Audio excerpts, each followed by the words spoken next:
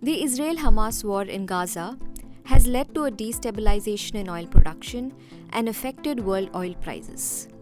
This includes India, that imports 85% of its oil supply and is the world's third largest oil consumer.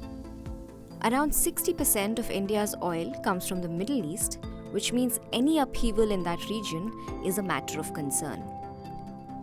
India's renewable energy has been commendable, but the nation still relies heavily on fossil fuels. About 70% of India's public sector refineries' oil imports is through term contracts, while the rest are spot purchases.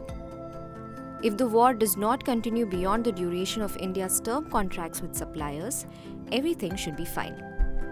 But if the Gaza conflict drags on like the Russia-Ukraine war, India might need to generate import alternatives. Many countries have their own strategic reserve plans to secure energy supplies in a crisis.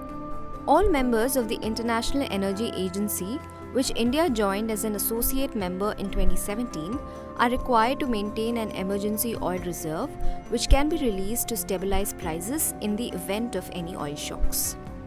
India's strategic petroleum reserve has enough crude oil supply for just 9.5 days. Private companies, on the other hand, have a cumulative reserve capacity of 64.5 days. The United States has the world's largest reported reserve capacity of 727 million barrels, roughly amounting to 60 days of supply. China has 475 million barrels and Japan 324 million barrels.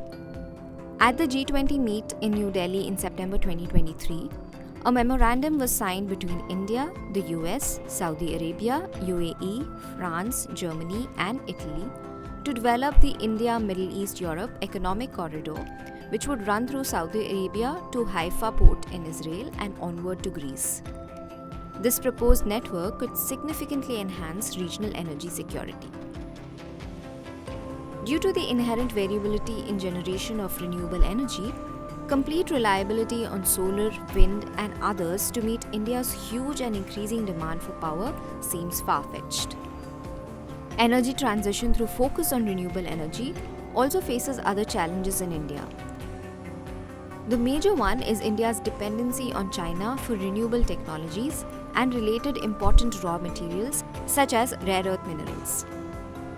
In addition, the market for renewable technology and related raw materials is very concentrated, which could lead to severe energy security threats in case of geopolitical issues. However, a focus on green hydrogen and cross-border electricity trade could address those issues.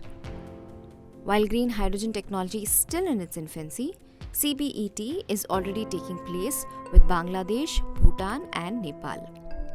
Given all these challenges, short or medium-term geopolitical disturbance like Gaza would not be expected to influence the momentum to India's energy transition. But India will definitely follow its own decarbonization pathway.